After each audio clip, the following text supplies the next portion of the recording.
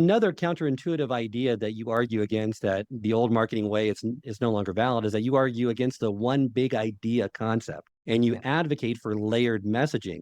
A lot of brands think that they need to make their message simple and focus on one thing. How does layering messages lead to more significant brand salience and long-term loyalty, though? So the answer to that question is that if you think about what a brand really is, if I plant a seed in your mind, let's think of the brand as a seed, and I add lots of positive associations to it, then over time, that seed is going to grow into a seedling. It's going to grow into a plant. It's going to start laying down roots. And little by little, that seedling is going to turn into a full grown tree with a vast root system and canopy and leaves. So think about the brand as that seed stretching its way across your brain terrain. That is actually what a brand has to do in order to be successful.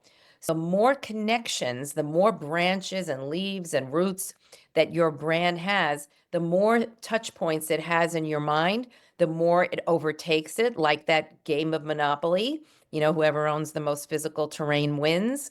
Then it's going to be more salient in your mind and become the instinctive choice. So these two things are intricately connected. If you don't have many connections, many associations, stand for many things, you literally can't be chosen because you don't have any prominence in the mind. And the mind share reduces as a result for your brand. And you give a great example of Volvo. They are always known for safety, but they started layering other messages onto that safety message of technology, of luxury, so they can connect into different parts of the brain, increasing the salience for the brand and making that brand harder to forget. The only thing that we need to realize here is that this is literally totally counterintuitive to what every marketer and advertiser and agency person has ever been taught.